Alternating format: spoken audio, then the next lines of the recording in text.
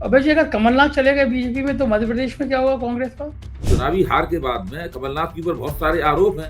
कांग्रेस ने अभी उन्हें लिखित रूप से जवाब नहीं मांगा उन्हें, लेकिन अब तो धीरे धीरे जो प्रमोद कृष्णम के साथ किया है उससे मिलता जुलती कार्रवाई कमलनाथ के साथ भी करनी होगी कांग्रेस को। एक मुद्दे दूर नहीं है। जो कुछ घटनाक्रम हुआ है बिहार में, तेजस्वी का भाषण, रणनीति, रात में तेजस्वी घर पुलिस का जाना, इसके संकेत क्या हैं? क्या बिहार की राजनीति में भारतीय जनता पार्टी यानी एनडीए के गठबंधन को फायदा हुआ? जैसे ना भारतीय जनता पार्टी के हैं और नीतीश कुमार जनता दल यूनाइटेड के हैं, इनकी जो हास्यास्पद स्थिति है, इन्होंने जिस तरीके से लोकतंत्र को एक मजाक की वस्तु बनाकर रख दिया है, वो इस बात को रेखांकित कर रहे थे। और सबसे ज्यादा मुझे उनके भाषण में जो बात लगी, उन्होंने ये साबित कर दिया अपने भाषण में कि नीतीश कुमार के पास महागठबंधन छोड़ने का कोई कारण नहीं। मध्य प्रदेश से खबर तो आ रही है कि कमलनाथ पे भी बीजेपी डोरो डाल रही है कि कमलनाथ बीजेपी में आ जाए। नमस्कार, मैं संजय शर्मा। आप देख रहे हैं 4 PM न्यूज नेटवर्क। बिहार में जो कुछ हुआ उसने काफी सारे नए समीकरण पैदा कर दिए। तेजस्वी के भाषण की हर तरफ चर्चा हुई। बिहार निपटा और गुजरात लॉबी नए शिकार की तलाश में लग गई। महाराष्ट्र के में कांग्रेस के पूर्व मुख्यमंत्री ने इस्तीफा दिया। अब गुजरात लॉबी मध्य प्रदेश में पहुंची है। ऑपरेशन लोटस की तैयारी है। निशाने पर कमलनाथ है। क्या होगा? क्या नया गुल मध्य प्रदेश में खिलेगा? मध्य प्रदेश संघ का और भाजपा का प्रयोगशाला रही है एक लंबे समय से। किसान बड़ी तैयारियों के साथ दिल्ली आ रहे हैं।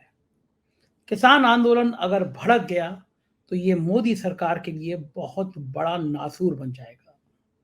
इस बार किसानों के साथ मजदूर हैं, स्टूडेंट्स हैं और तरह तरह के ऑर्गेनाइजेशन हैं। कांग्रेस ने इसको खुला समर्थन देने की घोषणा कर दी है।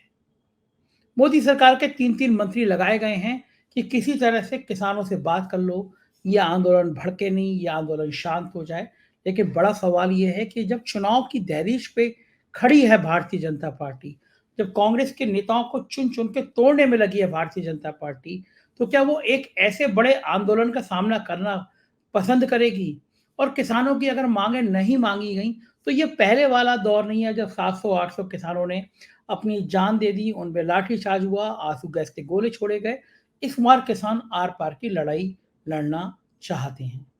किसानों ने अपने उन चेहरों को पीछे कर दिया है जो किसान नेता सरकारों के एजेंट बताए जाते हैं, सरकारों के साथ डीलिंग करना चाहते हैं। नाम आप सब जानते हैं। कई किसान नेताओं ने मेरे मंच पर आकर भी ये कहा है कि हमारे बीच से कुछ किसान नेता ऐसे हैं जिन्हें गोदी मीडिया बहुत दिखाता है, किसान नेता के रूप में दिखाता है और वो सरकार के साथ पर्दे के पीछे खेल करते हैं। क्या होगा इन सारी बातों का, ये मैं विस्तार से बातचीत करूंगा प्रोफेसर अभय दुबे जी के साथ। देश के वो जाने माने पत्रकार जो तमाम बड़े बड़े टीवी चैनल पर आपको दिखाई देते हैं, रहते हैं, बहुत बढ़िया बात करते हैं, बहुत बढ़िया विस्तार के साथ अपनी बात करते हैं। कई किताबें लिखी हैं, राजनीति और सामाजिक सरोकारों से बहुत जुड़े रहते हैं प्रोफेसर अभय दुबे। चलते हैं और इन सारी बातों के संग आज आपको कई बड़े खुलासे करते हैं। पूरा इंटरव्यू सुनिएगा, आपको मजा आएगा। चैनल को ज्वाइन कीजिएगा, सब्सक्राइब करिएगा। स्वागत है 4 PM न्यूज नेटवर्क पे अभय दुबे जी आपका। और बिहार पे जब अविश्वास प्रस्ताव की बात चल रही थी तो हम पूरा देश आपको एबीपी चैनल पर सुन रहा था, आप बहुत अच्छे बोल भी रहे थे। बिहार में जो तेजस्वी ने भाषण दिया, उस भाषण की बड़ी चर्चा है। जो कुछ घटनाक्रम हुआ है बिहार में, तेजस्वी का भाषण, रणनीति, रात में तेजस्वी घर पुलिस का जाना, इसके संकेत क्या हैं? क्या बिहार की राजनीति में भारतीय जनता पार्टी यानी एनडीए के गठबंधन को फायदा हुआ? तेजस्वी ने जो खेल खेला कि ओल्ड पेंशन स्कीम लागू कर दीजिए मुख्यमंत्री जी, तो ओपीएस का मुद्दा उन्होंने बड़ी सफाई के साथ उठा दिया। नौकरियों की बात कर ली कि हमने, हमारी इच्छा शक्ति थी, हमें नौकरी दे दी। इस पूरे घटनाक्रम पे आपकी क्या प्रतिक्रिया है कि ये पूरा जो घटनाक्रम हुआ, ये किसको फायदा पहुंचाया और किसको नुकसान? देखिए, तेजस्वी यादव का भाषण सुनते वक्त मैं ये सोच रहा था कि इस समय राष्ट्रीय जनता दल अपने सहयोगी दलों के साथ में, वामपंथी दलों के साथ में और कांग्रेस के साथ में बिहार में काफी आत्मविश्वास की स्थिति में है। जो पहले ये समझा जा रहा था कि नीतीश कुमार के पाला बदलने से इनका आत्मविश्वास डगमगा गया होगा और 2000 वो 14 में जब नीतीश कुमार और लालू यादव अलग-अलग लड़े थे, तो उस वक़्त भारतीय जनता पार्टी ने इन्हें बहुत बुरी तरीके से हराया। तो उसी तरह की बात समझी जा रही थी कि इस बार फिर इन दोनों के अलग-अलग होने से काफ़ी बुरी पराजय होगी और भारतीय जनता पार्टी बहुत ज़बरदस्त रूप से चुनाव जीतेगी।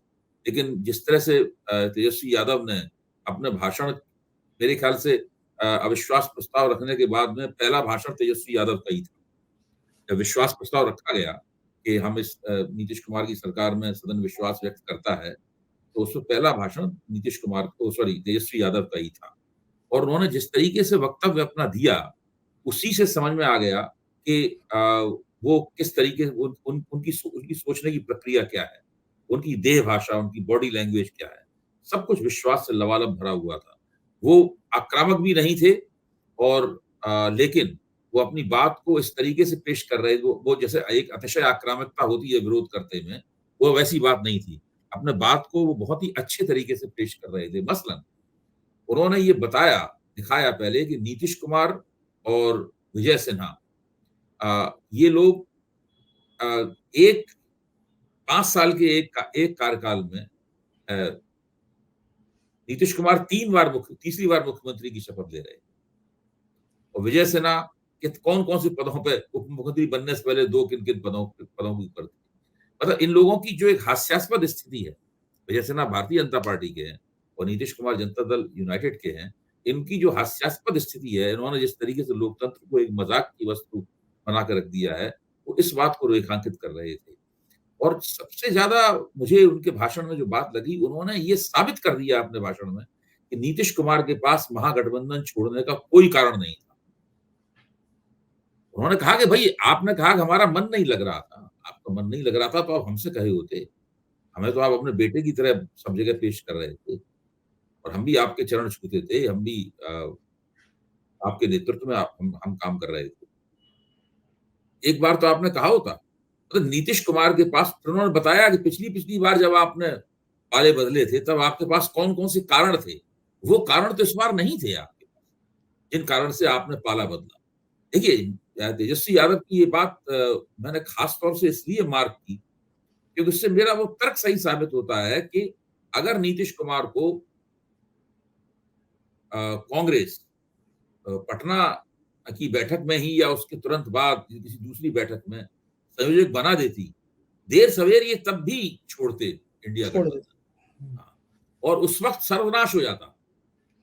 हाँ, इंडिया जब गठबंधन ही संयोजक खत्म हो बनने के जाता। बाद छोड़ते, तो बिल्कुल ही साफ हो जाता मैदान। पहले मैं इस राय का था कि उन्हें अगर संयोजक बना दिया जाता तो शायद वो ना छोड़ते। लेकिन अब मुझे लग रहा है कि अगर संयोजक बना भी दिया जाता, तब भी वो छोड़ते, क्योंकि वो दरअसल भारतीय जनता पार्टी नरेंद्र मोदी के अंडर कवर एजेंट थे। जैसा कि मैंने कल आपसे कहा भी कि दूसरे अंडर कवर एजेंट केसी त्यागी थे, वो नीतीश कुमार के अंडर कवर एजेंट थे, जो कि मीडिया में पेश होते। तो ये जो तेजस्वी यादव के लेक्चर से ये बात साफ निकल कर सामने आ गई। दूसरी महत्वपूर्ण बात उन्होंने जो कही, वो तो मेरे ख्याल से बिहार की राजनीतिक इतिहास में इस्तेमाल किया जाने वाला सबसे बेहतरीन और दमदार जुमला साबित होगा, जब उन्होंने कहा कि मोदी जी बड़ी पक्की गारंटियां दे रहे हैं, लेकिन क्या ये गारंटी मोदी देंगे कि ये फिर से पलटेंगे नहीं, दोबारा पलटेंगे नहीं। हाँ, फिर से नहीं पलटेंगे? तो ये सब जो उन्होंने किया, फिर उन्होंने, जैसे आपने खुद भी कहा अपनी भूमिका में, कि उन्होंने एक तो रोजगार के सवाल के ऊपर बहुत जोर दिया। यही रोजगार का सवाल उन्हें लालू यादव के बेटे की सीमाओं से बाहर निकालकर स्वतंत्र रूप से नेतृत्व की दावेदारी करने वाला बिहार का नौजवान, उभरता हुआ नौजवान नेता इसी रोजगार के मुद्दे ने बनाया है। यही रोजगार का मुद्दा केवल अपनी दम पर, बिना किसी दूसरे दल की मदद से राष्ट्रीय जनता दल को बिहार का सबसे बड़ा दल बनाया उसने पिछले विधानसभा चुनाव। तो रोजगार के मुद्दे को उन्होंने रेखांकित किया, उस पर उन्होंने जोर दिया। फिर ओल्ड पेंशन स्कीम के सवाल को रेखांकित किया, उसके ऊपर जोर दिया। और जिस तरीके से भारत रत्न को सौदेबाजी का औजार बना दिया है भारतीय जनता पार्टी ने, वो बात भी उन्होंने कही। देखिए, इन तमाम बातों के ऊपर हम लोग सब चर्चा करते रहे हैं। हाँ, एक बात मुझे बताइए कि अब है जी, अब ये इस घटनाक्रम के आगे चलते हैं। आज के भाषण का, ओल्ड पेंशन स्कीम की बातों का, इन सब का आने वाले दिनों में बिहार की राजनीति पे किस तरह, कैसे असर पड़ेगा, ये थोड़ा विस्तार से समझाइए। देखिए, मुझे लगता है कि आत्मविश्वास काफी है और उनके पास कार्यकर्ता जम के हैं, और नीतीश जी को छोड़कर जिनका ग्राफ लगातार गिर रहा था, जिनको उन्होंने एक थका हुआ मुख्यमंत्री कहा, गिर रहा था। मुझे लगता है कि महागठबंधन बहुत जमकर भारतीय जनता पार्टी का लोकसभा चुनाव में मुकाबला करेगा। अभी 2 सर्वे आए हैं, देश का मूड आया आज तक के ऊपर। उससे पहले सी वोटर का एबीपी पे सर्वे आया था। दोनों जगह जब सी वोटर का सर्वे आया था तब नीतीश कुमार ने पाला नहीं बदला। अब जब यहाँ पे आया तो नीतीश कुमार पाला बदल चुके थे। तो उस हालत में भी ये आज तक का सर्वे वही दिखाता है जो कि एबीपी पे आया था, कि महागठबंधन अभी भी भारतीय जनता पार्टी से आगे है बिहार। ये सब करने के बावजूद भी महागठबंधन आगे है। यानी तो जो मुझे लगता है कि भारतीय जनता पार्टी का बिहार में समस्याएं हल नहीं हुई है। यानी जो 39 सीटें मिली थी इस बार, वो उस सीटों में कमी नहीं, आएगी। 39 सीटें तो नहीं मिलेंगी। उसका मैंने कल भी इस बात को बताने की कोशिश की थी कि 39 सीटें जिस परिस्थिति में मिली थी वो परिस्थिति अब है नहीं। 39 सीटें तब मिली थी जबकि एनडीए में एनडीए में केवल 3 दल थे। एक रामविलास पासवान की लोक जनशक्ति पार्टी, नीतीश कुमार का जनता दल एकीकृत, और भारतीय जनता पार्टी, 3 दल थे। तो उन लोगों ने 3 हिस्सों में बांट लिया था। तो अब आज ऐसी स्थिति नहीं है। आज 3 दल तो ये है, लोक जनशक्ति पार्टी 2 हिस्सों में बट गई है। उपेंद्र कुशवाहा का दल है, जितेंद्र राम मांझी का दल है, मुकेश सहनी का दल है। तो 4 दल तो वो हैं, और 6 दल हैं इस वक्त, और सीटों का बंटवारा होगा, और 6 दलों में आपस में कोई विश्वास नहीं है किसी तरह का। भाई वहीं पे तो तेजस्वी ने जितेंद्र मांझी के ऊपर भी कटाक्ष किया था कि भाई इन्हें दवा खिलाइए, और अच्छी चीजें बगल में कमरा लेके रहिए और इन्हें अच्छी दवा खिलाइए। वो आपने कहा था कि इन्हें गलत दवा दी जा रही है। तो वो आपस में लोगों में कोई विश्वास नहीं है। नीतीश कुमार के एनडीए में आने से कोई खुश नहीं है। और ये तक कहा जा रहा है कि तबीयत भी बहुत खराब है, और जिस तरीके से ये अब बोलते बोलते अपना पेट खुजलाने लगते हैं, जिस तरीके से उनका मुंह चलता है एक बहुत ही कमजोर और स्नायु रोगों के शिकार व्यक्ति की तरह, उससे भी लगता है कि इनकी स्थिति, निजी स्थिति, इनकी राजनीतिक स्थिति, इनके दल की स्थिति, इनके एनडीए में इनकी स्टैंडिंग है, हैसियत है इस वक्त, वो सारी की सारी काफी खराब हालत में है। तो अच्छा, नीतीश कुमार आपको कमजोर। लगता है कि ये कि नीतीश जी जो बचा हुआ 1 साल है अभी, ये कार्यकाल पूरा कर पाएंगे, या फिर चिराग पासवान, मांझी और बाकी जेडीयू के विधायक कुछ गुल खिलाएंगे? मतलब ये अभी 1 साल सरकार चल तो पाएगी मोटे इसका? तौर पर हमें लगता है कि अभी लोकसभा चुनाव तक तो कोई गुल नहीं खिलाया जाएगा। 2 महीने और। लोकसभा चुनाव तक ये मामला चलेगा, और लोकसभा चुनाव के नतीजों के बाद में फिर तुरंत विधानसभा की सीटों की विधानसभा की सीटों के बारे में नेगोशिएशन शुरू हो जाएंगे। बैक चैनल नेगोशिएशन शुरू हो जाएंगे, सामने तो नहीं। अभी वैसे विधानसभा में काफी देर है, तो वो शुरू हो जाएंगे, क्योंकि वो विधानसभा का चुनाव शायद बिहार विधानसभा का अगले साल 2025 में अक्टूबर में जाके होगा। लेकिन मोदी जी को चिंता है बिहार की? कर्पूरी ठाकुर जी के परिजनों से मिलना, मुलाकात करना, वो सब उनको लग रहा है कि बिहार कहीं फंस सकता है। नहीं, बिहार में तो लोकसभा चुनाव फंसा हुआ है ही। लोकसभा चुनाव उस तरीके से एक तरफा नहीं है, जिस तरीके से लालू और नीतीश अलग अलग हो जाते थे, चुनाव एक तरफा हो जाता था। जिससे 2019 में भी एक तरफा हो गया था, और 2014 में भी एक तरफा था। बिहार में चुनाव उस तरीके से एक तरफा नहीं है। देखिए, तेजस्वी ने जो भाषण दिया है वो बिहारी नहीं, देश की राजनीति में दिए गए हाल के प्रमुख अच्छे भाषणों में से एक गिना जाएगा। इतना अच्छा, अपना गठजोड़ टूट जाने के बाद में इस आत्मविश्वास के साथ, और बिल्कुल उन्होंने अपने विरोधियों को लाजवाब कर दिया। आप देखिए, विजय सिन्हा ने जो भाषण दिया, आप उसको देखिए ना, उसमें उससे तो बिल्कुल साफ था कि वो पुरानी जो बीजेपी कहती रही है उसी बात को दोहरा रहे हैं कि भाई आपके ऊपर भ्रष्टाचार के आरोप हैं। तो यही तो वो कह रहे हैं। बिल्कुल ठीक कह आप रहे हैं। जातिवाद करते हैं, आप भ्रष्टाचार के आरोप है, इसके अलावा उन्होंने और क्या कहा? कुछ कोई नया आरोप नहीं था। यही बात चलते है। हैं बिहार के बाद, चलते हैं महाराष्ट्र। कांग्रेस को बड़ा झटका लगा है कि उनके पूर्व सीएम ने पार्टी छोड़ी है, तो बीजेपी में चले ही जाएंगे। बीजेपी इतनी व्याकुल क्यों है? कांग्रेस के नेताओं को ला ला के भर क्यों रही है महाराष्ट्र में? दोनों बात ये हालात जो है वो दोनों तरफ से हैं। एक तो भारतीय जनता पार्टी हर बार चुनाव से पहले बड़े पैमाने पर विपक्षी दलों से दल बदल करवाती है। भाजपा का मानना है इससे उसकी हवा बनती है, क्योंकि जो पार्टी ताकतवर होती है, जिसको लोग जीतता हुआ मानते हैं, दल बदल उसी में होता है। दूसरी तरफ जिस पार्टी का आला कमान कमजोर होता है, अपने पार्टी के संगठन पर कब्जा नहीं होता है, वो भी नेताओं को जाने से रोक नहीं पाते। तो मल्लिकार्जुन खड़गे के अध्यक्ष बनने के बाद मुझे लगा था व्यक्तिगत रूप से कि कांग्रेस की सांगठनिक हालत ठीक होगी। लेकिन जैसे ही इन्होंने 3 विधानसभाओं के चुनाव हारे, उसके बाद से कांग्रेस में कुछ भी ठीक नहीं चल रहा है।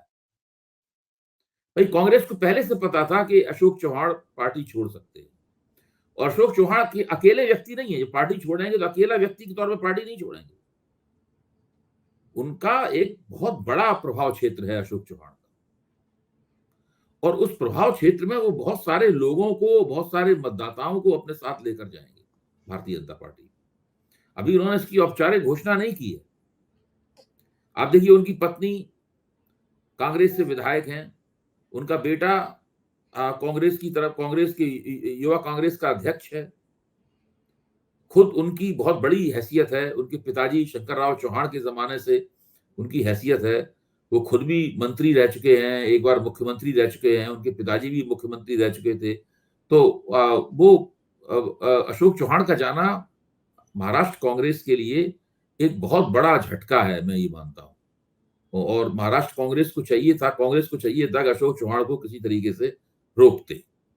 अशोक चौहान दरअसल जो कांग्रेस के वहां के अध्यक्ष हैं इस वक्त, नाना पटोले, उनके कामकाज की शैली से भी काफी नाराज थे, और उन्होंने कई बार आला कमान को उसकी शिकायत भी की थी। लेकिन जैसा कि आला कमान, कांग्रेस का आला कमान है आजकल, कि वो कोई भी उससे कुछ कहता रहे, वो अपनी धुन में चलता रहता है। वो लोगों की शिकायतों पर ध्यान नहीं देता, उन शिकायतों का निपटारा नहीं होता।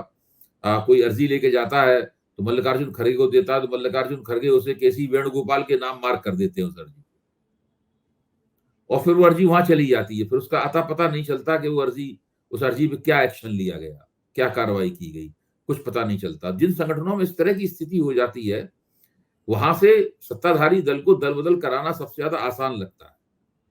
आप देखते हैं कि आम आदमी पार्टी से कांग्रेस में कोई दल बदल नहीं होता।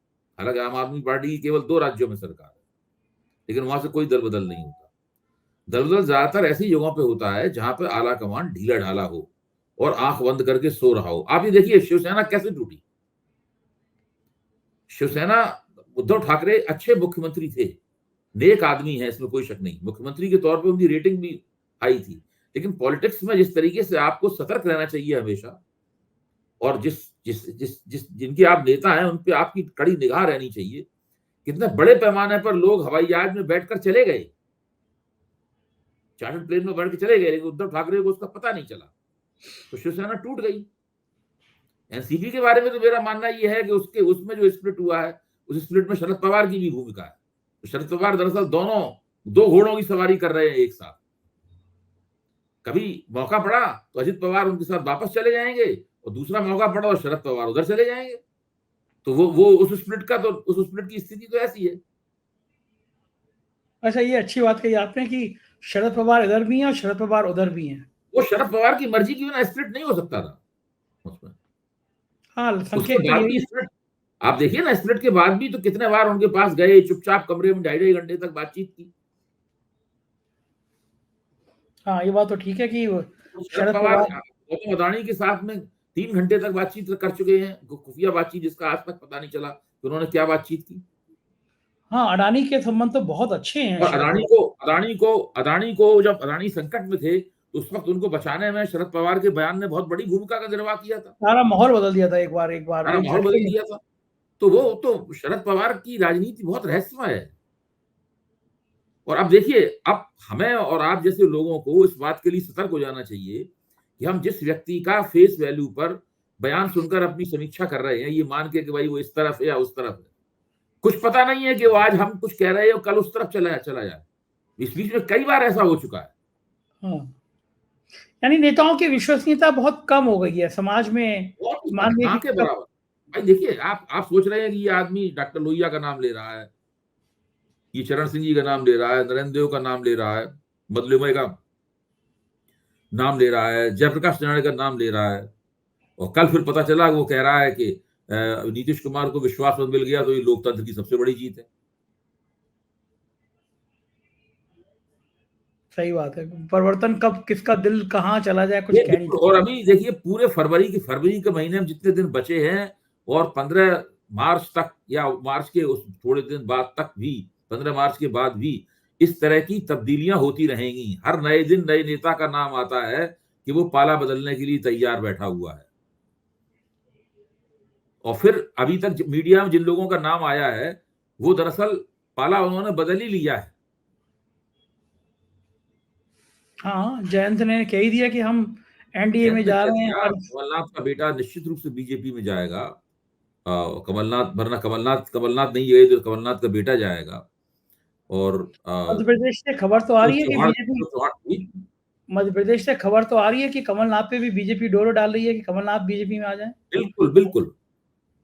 अच्छा, कांग्रेस भी गजब कर रही है। उनके प्रवक्ता हैं आलोक शर्मा, एक दिन मेरे संग ही इंटरव्यू में उन्होंने कमलनाथ के बारे में वो बात कही जो समाज में है, जो मध्य जी, प्रदेश के गली मोहल्ले में है। कांग्रेस ने हम्म। उल्टा आलोक शर्मा को नोटिस पकड़ा दिया कि आप कमलनाथ के लिए क्यों कह रहे हैं। कमलनाथ ने नहीं, मध्य आप प्रदेश इसी से अंदाजा लगाइए, जब आलोक जी ने ये बात कही होगी तो वो सोच के ही कहा होगा। मैं उनके साथ मेरे ख्याल से 50 कार्यक्रम कर चुका हूँ टीवी के ऊपर, और वो बहुत जिम्मेदार प्रवक्ता हैं और बहुत अच्छे तरीके से कांग्रेस का पक्ष रखते रहे हैं। अब आजकल उस नोटिस के बाद में उनको कांग्रेस फील्ड नहीं कर रही है प्रवक्ता हाँ, के रूप में, उन्हें दिखाई नहीं पड़ रहे हैं मंचों पे, तो कांग्रेस का नुकसान है ये।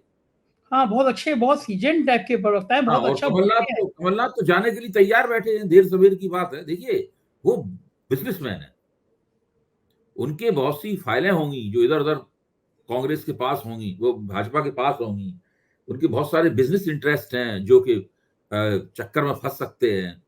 कोई कुछ नहीं कह सकता क्या होगा इस वक्त। और देखिए जब कोई पार्टी अपना विस्तार करती है, सत्ताधारी पार्टी विस्तार करती है, तब वो बड़े पैमाने पर दल बदल की तकनीक अपनाती है। कांग्रेस भी अपने जमाने में अपनाती थी। वो रिपब्लिकन पार्टी को तोड़ दिया था कांग्रेस ने, कम्युनिस्ट पार्टी के बड़े बड़े नेताओं को अपनी ओर खींच लिया था कांग्रेस ने, तमाम दलित नेताओं को अपनी ओर खींच लिया था। तो कांग्रेस भी ये सब काम करती थी। कांग्रेस का तरीका दूसरा था। उस वक्त भारत की राजनीति अलग तरह की थी, मीडिया का साइज भी इतना नहीं था, किसी बात पे इतना हंगामा भी नहीं था। भाई भजनलाल तो पूरी पूरी सरकार के साथ कांग्रेस में शामिल हो गए थे। उस दल हाँ, बदल का नाम ही भजनलाल रख दिया। कहा गया था कि आप लोग ये नहीं कहा कहेंगे कि दल बदल हुआ, लोग ये कहा करेंगे भजनलाल हो गया। बड़े लालू है, हाँ। हाँ, तो ये इस तरह की पूरी स्थिति थी। तो मैं कहना ये चाहता हूं कि भारतीय जनता पार्टी 10 साल से अपना विस्तार लगातार कर रही है और वो प्रक्रिया रुकी नहीं है, क्योंकि देश के अभी कई इलाके ऐसे हैं जहां उसके पास कार्यकर्ता नहीं है, जहां उसके पास जमीनी राजनीतिक शक्तियां नहीं है। तो वहां वो दूसरी क्षेत्रीय पार्टियों को तोड़ेगी, अपने साथ मिलाएगी और कांग्रेस के लोगों को अपनी ओर खींचेगी। तो दल बदल की इंजीनियरिंग करना भारतीय जनता पार्टी की तरफ, मुझे लगता है कि स्थायी डिपार्टमेंट है उसके अंदर कहीं कोई, जो निरंतर ये कार्रवाई करता रहता है। अभी तो चुनाव की वजह से हो रहा है, जब चुनाव नहीं होता है तब भी दल बदल करवाती है भारतीय जनता पार्टी लगातार। हाँ, विपक्ष को ये दरअसल कमजोर करके पार्टी अपना, हाँ। अपने आप को अपना विस्तार करने की प्रक्रिया में है। वो अभी पूरे देश की पार्टी नहीं बनी है, दक्षिण भारत की पार्टी है नहीं वो। दक्षिण भारत में कई जगहों पर ये भारतीय जनता पार्टी दल बदल कभी और करवाएगी। अबे जी, अगर कमलनाथ चले गए बीजेपी में तो मध्य प्रदेश में क्या होगा कांग्रेस का? कमलनाथ बीजेपी में चले गए तो मध्य प्रदेश में अभी भी कमलनाथ को तो एक तरह से हाशिए में कर ही दिया है। जीतू पटवारी के हाथ में नेतृत्व दे दिया गया है वहां पर। तो अभी तो चुनावी हार के बाद में कमलनाथ के ऊपर बहुत सारे आरोप हैं। कांग्रेस ने अभी उन्हें लिखित रूप से जवाब नहीं मांगा उन्हें, लेकिन अब तो धीरे धीरे जो प्रमोद कृष्णम के साथ किया है उससे मिलता जुलती कार्रवाई कमलनाथ के साथ भी करनी होगी कांग्रेस को, एक दिन दूर नहीं है। उससे पहले ही कमलनाथ निकल लेंगे बीजेपी में, जब तक ये कार्रवाई करे उससे पहले टाटा बाय बाय। मेरे ख्याल से अभी तक सेटिंग पूरी हो गई होगी। अब जिस तरह भारतीय जनता पार्टी ने नीतीश कुमार को एक तर्क प्रदान किया कि आप क्यों छोड़ के आ जाएं, या जयंत चौधरी को एक तर्क प्रदान किया भारत रत्न की वजह से आप क्यों छोड़ के आ जाएं, उसी तरीके से एक दिन तक कमलनाथ को भाजपा कोई तर्क प्रदान करेगी। दूसरे भाजपा को कमलनाथ अभी नहीं लग रहा होगा कमलनाथ के आ जाने से उसको क्या लाभ है। वह तो सत्ताधारी पार्टी है और मध्य प्रदेश भाजपा का सबसे पुराना गढ़ है। अभी प्रधानमंत्री गए भी गुजरात अभी भी गढ़ नहीं बना था तब मध्य प्रदेश गढ़ था। 2 दिन दिल्ली पहले फिर प्रधानमंत्री ने जाके भी अभी 2 दिन पहले फिर घोषणाएं बहुत करी है वहां पे। नहीं, वो तो प्रधानमंत्री ने की है, जब नरेंद्र मोदी दूर-दूर तक कहीं नहीं थे, तब भी मध्य प्रदेश भाजपा का गढ़ था। दिल्ली जनसंघ, पूर्व जनसंघ और भारतीय जनता पार्टी की राजनीति केवल 2 ही जगहों पे थोड़ी बहुत पनपती थी। दिल्ली में पनपती थी, तब दिल्ली नगरपालिका नहीं थी, तब दिल्ली महानगरपालिका थी और उसके महापौर हुआ करते थे, मुख्य कार्यकारी अधिकारी हुआ करते थे विजय कुमार मल्होत्रा, वो जीतते थे चुनाव, हैं? या केदारनाथ साहनी, ये सब लोग दिल्ली में भाजपा के जनसंघ के नेता हुआ करते थे। और मध्य प्रदेश और कुछ-कुछ राजस्थान में उसकी पकड़ थी, भैरों सिंह शेखावत के ज़रिए। बाकी तो जनसंघ और कहीं कुछ था नहीं ऐसा कुछ। उत्तर प्रदेश में काफ़ी कमज़ोर स्थिति थी। कल्याण सिंह थे, लोधी राजपूतों में कुछ पकड़ थी, कुछ जो जो शहर में दुकानदार भाई होते हैं, वो लोग जनसंघ के समर्थक थे। लेकिन इन जगहों पे भाजपा की जनसंघ की अच्छी पकड़ थी। तो आज भारतीय जनता पार्टी बहुत बड़ी पार्टी बन चुकी है और कई राज्यों में उसका प्रभुत्व है, वर्चस्व बन गया है तकरीबन। कई राज्यों में तो कभी वो चुनाव हारती ही नहीं है। धीरे-धीरे उत्तर प्रदेश और गुजरात ऐसे ही राज्य बनते जा रहे हैं। तो मध्य प्रदेश में कमलनाथ को लेने से उसको क्या फ़ायदा है, ये उसको अभी भाजपा को शायद सोचना। कमलनाथ नहीं गए हैं तो अभी भाजपा ने हरी झंडी नहीं दी होगी उन्हें अपने यहाँ आने के लिए, वरना अभी तक चले गए होते। यानी गुजरात लॉबी एक्टिव होगी, कोई ना कोई तरकीब ढूँढ रही होगी गुजरात लॉबी बैठ के कि हाँ, क्या बिल्कुल। फार्मूला निकाला जाए। बिल्कुल। इधर अभय जी, दिल्ली में किसान आ रहे हैं, इस आंदोलन को कैसे निपटेगी सरकार, क्या लगता है आपको? अभी इस वक़्त चंडीगढ़ में चल रही है वार्ता, अभी भी इस वक़्त भी। अभी 10 मिनट पहले तक की खबर थी कि चंडीगढ़ में 3 केंद्रीय मंत्री, जिनमें पीयूष गोयल भी शामिल हैं, वो किसान नेताओं से और मजदूर नेताओं से बातचीत कर रहे हैं। अब देखिए उस बातचीत का क्या परिणाम निकलता है। सरकार ने बड़ी ज़बरदस्त नाकेबंदी कर दी है कि किसान किसी भी तरीके से दिल्ली में ना घुस पाएँ, और वो बड़ी ऐतिहासिक किस्म की नाकेबंदी है, साथ-साथ में बातचीत भी चल रही है। तो सरकार काफ़ी सासत में है इस वक़्त। ये एक ऐसा क्षण है इसमें सरकार अपनी तमाम राजनीतिक प्रबंधन की कामयाबियों के बावजूद काफ़ी सासत में महसूस कर रही है, क्योंकि किसान अगर आंदोलन पर टिके रहे और उनको ये लोग नहीं मना पाए या उनके अंदर फूट नहीं पड़वा पाए, तो आंदोलन होगा। और जहाँ पे उन्होंने नाका लगाया है, अगर नाका पार नहीं कर पाए तो नाके के पार वो लगा देंगे, अपनी धुनी रमा लेंगे। और उन्होंने तैयारी तो पूरी कर ही ली है, 6 महीने का आंदोलन करने का पूरा इंतजाम उनके पास है। राशन जमा कर दिया गया है ट्रकों में, और ये कोई भूमिहीन किसान मजदूरों का आंदोलन थोड़ी ना है। ये तो उन किसानों का आंदोलन है जो कि छोटे, मझोले और अमीर किसान हैं। छोटे किसान भी हैं, मझोले किसान भी हैं और बड़े खुशहाल किसान भी हैं। इनका सबका मिला-जुला आंदोलन है। अब मजदूर भी इसके साथ जुड़ गए हैं।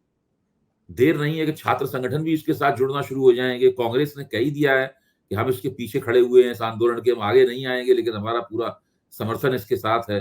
तो फिर और जनता में किसानों के आंदोलन के प्रति हमदर्दी होती है। ये पिछली बार जो 1 साल की नाकेबंदी उन्होंने की थी, उससे स्पष्ट हो गया था। तो सरकार अगर इस आंदोलन को आनन-फानन में 1-2 दिन के अंदर नहीं खत्म कर पाई, अगर वो 16 तारीख तक किसान पहुँच गए, जो उन्होंने भारत बंद का आह्वान किया है, वहाँ तक पहुँच गए, तब फिर ये मामला लंबा खिंच जाएगा और वो फिर बहुत मुश्किल होगी सरकार के लिए। कुछ किसान नेता तो इस बार टिकैत साहब से भी थोड़े सावधान हैं। उनको लगता है कि टिकैत साहब सरकार की तरफ थोड़े झुक जाते हैं, आंदोलन खत्म हाँ, पड़ पुराने जाता नेता है। कोई है भी नहीं, टिकैत बंधु भी नहीं है, चढ़ूनी भी नहीं है, उग्रहा भी नहीं है, पुराने नेता कोई है भी नहीं। सब नेताओं, हुँ, जिन नेताओं के नाम आ रहे हैं, वो नेता भी बिल्कुल नए हैं सारे के सारे। हुँ। तो ये आंदोलन लंबा चल सकता है इस वजह से। ऐसा ये भी अंदाजा लगाइए कि किसानों के अंदर नेतृत्व की कमी नहीं है। हाँ, अगर कोई नए-नए कोई हाँ, नेतृत्व की कमी नहीं। आप देखिए नए नेताओं ने इतना पूरा गोलबंदी कर ली, और ये गोलबंदी उसी अंदाज में हुई है, इस अंदाज में पहले 1 साल भर पहले हुई थी, 2 साल पहले हुई थी गोलबंदी। उसी अंदाज में गोलबंदी हुई है। डिप्टी कह मुझे पूर्वानुमान नहीं था कि किसान लोग इतनी बड़ी गोलबंदी करके, यानी बहुत लंबे अरसे, 1 दिन की गोलबंदी नहीं है। इसमें इसका मतलब है कि वो लोग 7-8 महीने से सब कोशिशें चल रही होंगी। मैंने अपने रिपोर्टर क्षितिज को भेजा है लखनऊ से। वो दिल्ली पहुँच जी। के बता रहा है कि किसान बहुत बड़ी संख्या में पूरी तैयारी के साथ आए हैं। बड़ा मूवमेंट हुँ। इस बार हो सकता है, तो सरकार के लिए बड़ी परेशानी हो जाएगी ना अभय जी, क्योंकि चुनाव सिर नहीं, पर नहीं, है। बहुत परेशानी हो जाएगी। देखिए इन सब बातों को देखिए फिर सरकार इस वक़्त चुनाव लड़ने की मूड में है, भाजपा चुनाव लड़ने की मूड में है। सारी तैयारी, सारी जो जो मानव संसाधन है पार्टी के, सारा धन, सारी मशीनरी है, वो चुनाव लड़ने में लगानी है उसे। अब ऐसे वक़्त में अगर इतना बड़ा आंदोलन हो रहा होगा, तो बहुत तरह की दुविधाएँ होंगी। ये जिसको आप कहते हैं ना एक इरिटेंट मतलब ये सरकार इसको लेके बहुत खिसिया जाएगी, ये सब क्या हो रहा है? बिल्कुल और ठीक ऐसे बात में है। सरकारी मशीनरी अपना संतुलन भी खो सकती है। हाँ, बिल्कुल ठीक बात है और ये देश के हालात हैं। बहुत-बहुत शुक्रिया अभय जी, जी। विस्तार से ये सारी बातें करने के लिए। Thank you. तो ये थे प्रोफ़ेसर अभय दुबे जो आपको बता रहे थे, विस्तार के साथ बता रहे थे कि राजनीति क्या है। अगर ऑपरेशन कमलनाथ कामयाब हो गया तो मध्य प्रदेश में राजनीति की एक नई गाथा, नई चीज़ें लिखी जाएँगी और कांग्रेस के लिए एक बड़ा झटका होगा। क्या होगा राजनीति में ये कहना मुश्किल है, लेकिन ये बात सही है कि अगले 2 महीने राजनीति में कई नई चीज़ें देखने को मिलेंगी। हम आपको बताते रहेंगे, देखते रहिए 4 पीएम न्यूज़ नेटवर्क। शुक्रिया, थैंक यू।